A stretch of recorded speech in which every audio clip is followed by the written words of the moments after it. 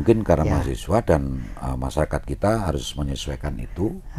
Kemudian pedagangnya juga menyesuaikan dengan kebiasaan yang ada di Malang, termasuk usaha-usaha distribusi untuk mengantarkan daripada barang-barang yang dipesan oleh masyarakat. Di Malang cukup banyak, sehingga tidak pakai lama. Begitu pesan langsung ada. Nah, hal-hal semacam inilah sebetulnya kesiapan daripada masyarakat, kesiapan daripada pelaku usaha, termasuk sarana prasarana yang ada mendukung untuk kita bisa mempertahankan kondisi jangan sampai drop betul. Dan alhamdulillah pandemi ini juga sudah secara berangsur-angsur membaik, dan kita tahu sendiri di tahun 2022 pertumbuhan ekonomi keseluruhan itu di angka 6,24%. Tahun 2022. Di atas pertumbuhan nasional. Di atas pertumbuhan nasional dan di atas Jawa Timur. Di atas Jawa Timur, benar-benar. Kota Malang itu akan seperti apa ya, Pak? Ya, saya berharap bahwa kaitan dengan pendidikan, kemudian kesehatan, ini hari demi hari harus semakin baik, ya. Dalam arti ada proses yang lebih mudah, ya, dalam melayani, termasuk memberikan layanan-layanan kesehatan oleh masyarakat. Jadi akses menuju ke kesehatan itu dipermudah. Akses menuju bagaimana menempuh pendidikan itu dipermudah. Sangat mungkin. Iya. Ya, itu penting. Karena apa? Kita sudah concern di situ dan sudah disiapkan. Satu kata tentang Kota Malang, Pak. Boys. Malang Boys. Halo, berjumpa lagi dengan saya Adrianus Adi dalam obrolan Tribun Jatim Network Series Malang. Nah, Sobat, masa kepemimpinan Sutiaji dan Sofyan Edy di Kota Malang sekarang tinggal menghitung hari. Dan selama 5 tahun kepemimpinan Kota Malang itu ada banyak hal yang terjadi, yang juga terbangun. Di antaranya ada pembangunan kayu tangan atau juga MCC. Nah, selain itu ada banyak percepatan pembangunan yang terjadi selama 5 tahun ini di Kota Malang. Juga berbagai layanan yang semakin dimudahkan, dan sekarang bersama saya sudah ada Pak Sofyan Edy atau Sam Sofyan Edy.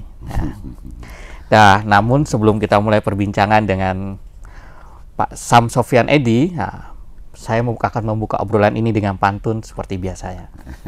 Pagi hari enak makan pisang, setelah itu kita ke Kota Malang bersama-sama.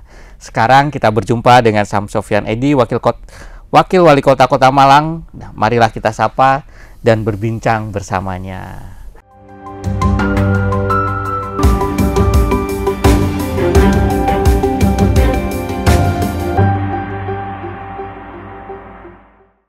Apa kabar nih, Sam? Alhamdulillah. Tahes komes. Tahes komes. Nah, Sam, ini kemarin sudah perpisahan. Selama 5 tahun ini apa nih yang dirasakan oleh Sam Sofyan selama memimpin Kota Malang ini? Ya, terima kasih Mas Adri. Ya. Sejujurnya kemarin adalah hari kerja akhir masa tugas kami, dan saya betul-betul merasakan kebahagiaan yang tidak pernah saya rasakan selama ini. Dikarenakan satu, ada kesempatan dari masyarakat pada saat pilkada kami mendapatkan amanah. Yang kedua, dan amanah itu bisa kita selesaikan. Kemudian yang kedua, ada komitmen dengan sahabat saya almarhum Arief Darmawan, ketua Demokrat kala itu, yang sekarang sudah tiada. Ya. Dan saya jaga, saya selesaikan sampai akhir masa tugas. Begitu juga dengan Mas Sutiaji, saya semaksimal mungkin juga menjaga, melaksanakan apa yang pada saat itu kita bicarakan. Nah, ketika 5 tahun itu sudah selesai penuh, maka kebahagiaan yang saya rasakan itu betul-betul tidak bisa saya bohongi. Saya betul-betul merdeka, ya, dan itu tidak tidak semua orang lah, gitu ya, karena proses yang sedemikian panjang. Jadi kondisi yang saya rasakan seperti itu, alhamdulillah saya diberikan kesempatan oleh masyarakat, dan saya sampaikan banyak terima kasih, sekaligus mohon maaf kalau dalam 5 tahun ini ada hal yang kurang pas atau kurang berkenan. Pak, selama 5 tahun ini juga kan kita melihat ada banyak sekali kemajuan di Kota Malang nih. Dan periode Bapak ini yang dari tahun 2018 sampai 2023 itu juga tidak mudah. Salah satunya karena ada pandemi COVID. Nah, apa nih Pak rahasia dari awal sampai akhir ini untuk memajukan Kota Malang? Karena ada banyak sekali pembangunan yang terjadi. Gitu. Tidak saja itu, Mas Adri. Kami masuk di tahun 2018 dan sebelumnya diawali oleh sebuah peristiwa yang kita semua tahu, ya, peristiwa yang terjadi di DPRD maupun di eksekutif yang pada akhirnya menjadi berita besar tingkat nasional itu berdampak pada banyak hal. Satu, tingkat kepercayaan ketika kami diambil sumpah itu, tingkat kepercayaan masyarakat sedang tidak dalam posisi baik, drop karena ada peristiwa yang di DPR maupun di eksekutif itu. Kemudian spirit dan etos kerja dari kalangan eksekutif itu juga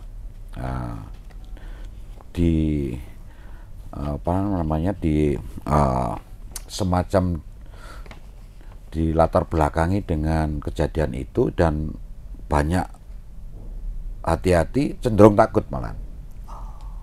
Jadi suasananya seperti itu. Yang itu cenderung takut itu di eksekutif ya. Pada tataran perangkat daerah melaksanakan program itu hati-hati mungkin, tetapi kalau takut kan beda, berdampak. Kalau takut kan berdampak pada satu capaian kerja. Nah, ini kita bangun spirit, kita bangun kepercayaan di tengah masyarakat. Alhamdulillah itu bisa ada satu pergerakan yang positif, tren yang bagus, baik dari kepercayaan publik maupun ke kegiatan-kegiatan yang dilaksanakan oleh perangkat daerah.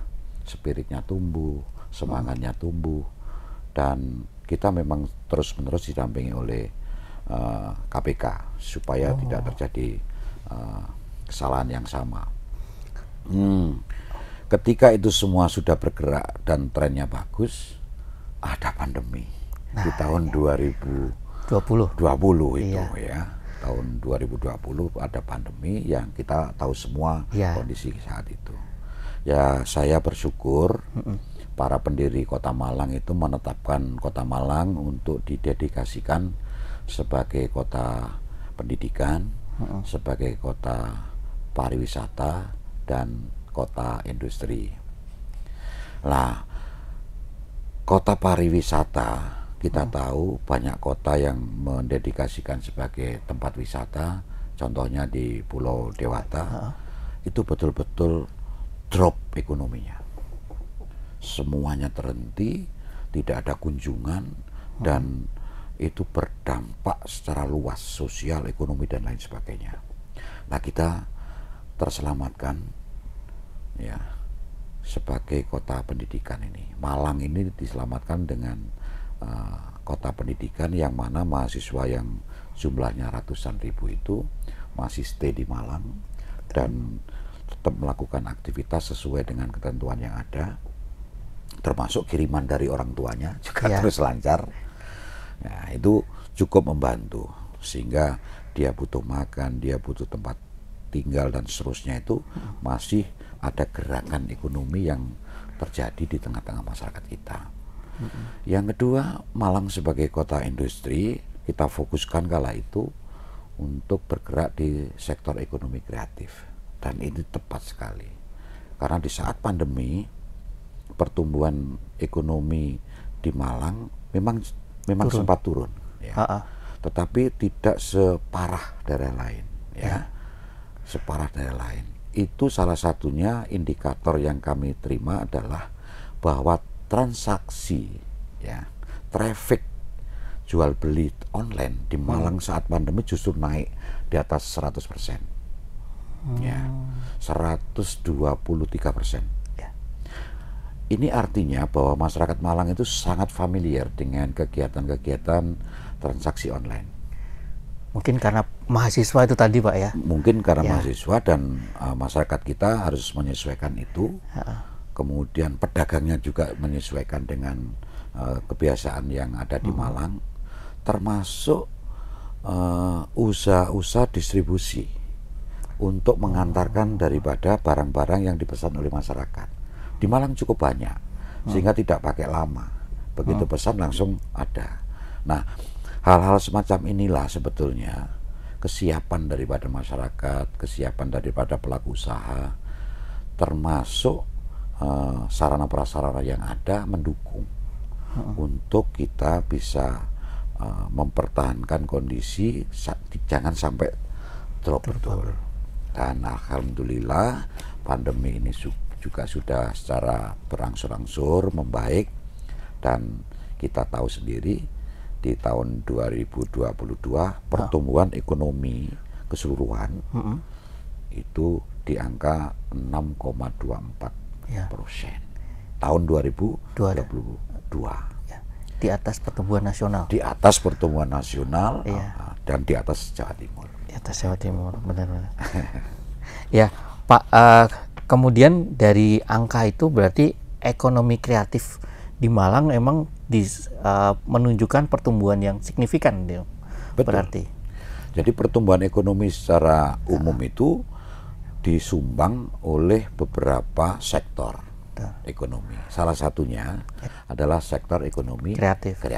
Karena di data saya itu peningkatannya sampai 10% ya tahun 2022. Jadi ketika kita concern di ekonomi kreatif, ternyata betul di situ banyak sektor anak-anak muda yang bergerak di sektor ekonomi kreatif, dan akhirnya faktanya menyumbang 10% lebih daripada pertumbuhan ekonomi secara umum. Nah, Pak, ini masih tersangkut terkait COVID juga ya. Saya melihat kan Pak Sofyan Edy juga banyak peduli dengan koperasi.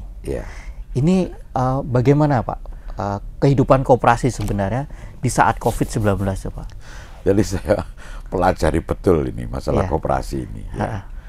Perilaku masyarakat pada saat pandemi ini kan harus kita pelajari, sehingga sisi dan sektor mana saja yang harus kita kuatkan. Saya terjun langsung ke koperasi-koperasi yang ada di Malang. Ternyata masyarakat kita ini cenderung memanfaatkan daripada fasilitas yang ada di koperasi. Fasilitas yang saya maksud adalah proses peminjaman daripada biaya-biaya untuk kebutuhan sehari-hari. Ketika mereka harus kerja di rumah, ketika semua kegiatan dihentikan, dan proses BLT juga menunggu waktu, administrasi, pendataan, dan anggaran, dan lain sebagainya, maka untuk kebutuhan sehari-hari masyarakat ini memanfaatkan jasa koperasi. Karena koperasi ini cukup fleksibel, tidak saklek, tidak kaku. Pada saat kebutuhan sehari-hari harus dipenuhi, mereka pinjam koperasi, dan pada saat harus mengembalikan pun fleksibel. Sehingga data dan informasi yang saya dapat dari koperasi-koperasi di Malang itu justru ada tren yang naik ketika pandemi. Karena itu tadi, masyarakat untuk memenuhi kebutuhan sehari-hari sementara harus pinjam koperasi. Tadi kan disebutkan fleksibel. Fleksibelnya ini seperti apa nih, Pak? Umpamanya gini, Ya. ada masyarakat kita yang harus beli beras, harus beli minyak, maka dia pinjam koperasi. Nah, pada hari yang sudah ditentukan, dia kan harus nyicil, harus bayar pinjamannya. Nah, pada saat hari yang ditentukan itu belum bisa nyicil, atau hanya bisa nyicil separuh dari yang sudah ditentukan. Harusnya membayar 100.000, dia punya 50.000. Dia diterima nyicil 50.000 itu. Kalau dia tidak punya sama sekali, dia bilang kepada koperasi, akan saya bayar 2 kalinya di bulan depan. Itu dilakukan antara koperasi dengan anggotanya ini. Nah, sehingga masyarakat simple, milih yang cepat, fleksibel, dan asas kekeluargaan gotong royongnya itu ada di koperasi itu. Gitu. Dan cerita ini banyak sekali ya berarti ya waktu. Iya, saya kan datang ke beberapa koperasi di Malang, yang ada di kampung maupun yang sudah gede, itu seperti itu. Baik.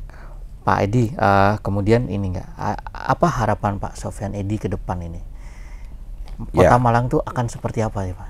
Ya, saya berharap bahwa kaitan dengan pendidikan, kemudian kesehatan, ini hari demi hari harus semakin baik, ya. Dalam arti ada proses yang lebih mudah, ya, dalam melayani, termasuk memberikan layanan-layanan kesehatan oleh masyarakat. Jadi akses menuju ke kesehatan itu dipermudah. Akses menuju bagaimana menempuh pendidikan itu dipermudah. Sangat mungkin. Iya. Ya, itu penting. Karena apa? Kita sudah concern di situ dan sudah disiapkan. Contoh, ya. Hari ini kita sudah memfasilitasi daripada warga Malang yang belum bisa ikut BPJS. Preminya kita sudah selesaikan. Maka kita harapkan dengan KTP saja masyarakat sudah bisa dilayani. Itu akan mempermudah akses ke sana. Nah, pada tahapan berikutnya kalau sudah aksesnya dipermudah, maka kualitasnya pelayanan itu harus dijaga. Syukur bisa ditingkatkan. Ya. Tidak ada diskriminasi antara yang mandiri, antara yang ikut BPJS. Semuanya dilayani dengan sebaik mungkin. Ini sebetulnya kan dalam rangka untuk mengangkat derajat ke depan, ya. Baik pendidikan. Termasuk untuk masalah stunting itu juga ya, Pak? Betul. Stunting malah program nasional kan? Iya. Jadi stunting itu ada target-target nasional yang harus diraih, ya. Targetnya seperti target WHO. Tahun 2024 angka stunting berdasarkan survei yang dilakukan oleh kementerian harus di angka 14%, dan kita optimis bisa tercapai itu, karena semuanya bergerak untuk bisa menangani masalah stunting. Ya, itu masalah stunting juga. Ya, tadi juga disebutkan terkait pendidikan. Ini kan pendidikan di Kota Malang juga udah mulai, akses pendidikannya udah mulai bagus ini, Pak. Gitu, Pak. Ada lagi, Pak? Ya. Jadi di samping pendidikan dan kesehatan aksesnya dipermudah, kualitasnya ditingkatkan, program-program mandatori program yang dari pusat harus dijalankan. Ini bentuk daripada program nasional. Ya, salah satunya adalah kemiskinan. Ya, ekstrim, angka kemiskinan ekstrim harus bisa dicapai sesuai target nasional. Kemudian yang masalah perkotaan, ya, masalah perkotaan ini terkait dengan sarana prasarana perkotaan. Perkotaan itu kan cenderung lahannya terbatas. Kemudian ada kawasan perumahan yang sangat padat, kan begitu. Dan kehidupan di lingkungan itu harus sehat. Nah, ini menjadi juga agenda penting ke depan. Kemudian sarana perkotaan yang lain, jalan dan lain sebagainya, menjadi tempat tujuan baik dari warga kota maupun di luar kota Malang untuk mengais rezeki, dan pasti ada kepadatan di jalan raya. Maka proses gerakan daripada masyarakat supaya lebih lancar, maka harus dipikirkan bagaimana kemacetan seminimal mungkin lakukan pembenahan. Kemudian layanan-layanan juga yang ada di Malang, air, listrik, telepon dan lain sebagainya, ini mesti harus juga terus-menerus dihitung untuk jangkauan ke depan. Ini saya kira kebutuhan yang perkotaan, karena tidak bisa tidak itu. Kalau tidak disiapkan jauh-jauh hari akan menjadi bom waktu. Nah, yang lebih penting adalah walaupun kita kawasan perkotaan, tetapi kita mesti harus tetap ya memelihara, merawat dan menumbuhkan budaya yang memang dimiliki oleh warga Malang. Ya. Warga Malang dengan kondisinya yang seperti kita ketahui bersama, ada keterbukaan, ya toh, ada gotong royongnya, kadang-kadang melebihi cintanya terhadap kotanya itu melebihi apapun ya anak-anak Malang ini. Ini adalah satu potensi yang harus terus dijaga, harus tetap dirawat ya. Cinta damai ini harus tetap dirawat, karena kita boleh yang namanya maju menjadi kota besar, metropolitan dan lain sebagainya, tapi jangan sampai kehilangan daripada budaya, akar dan jati diri arek-arek Malang. Maka ini juga menjadi bagian penting dalam satu proses pembangunan ke depan. Baik teman-teman semua dan para hadirin subscriber Tribun Jatim Network, Harian Surya atau suryanmalang.com. Nah, sekian obrolan saya dengan Wali Kota Malang, dan sebelum saya tutup Pak, ini ada pertanyaan terakhir. Jadi apa pendapat Bapak tentang Kota Malang tapi dalam satu kata saja? Nah, udah dipikirkan Pak? Satu kata Kota Malang. Nah, ini. Aja Pak. Oke ya. Satu kata tentang Kota Malang Pak. Boys. Malang Boys ya. Boys. Nah, Pak, dan tambahan Pak. Usai menjabat sebagai wakil wali kota juga satu kata tentang soal apa nih? Satu kata seusai menjabat wakil wali kota Malang. Merdeka. Oke, terima kasih semuanya. Sampai jumpa dalam obrolan saya selanjutnya.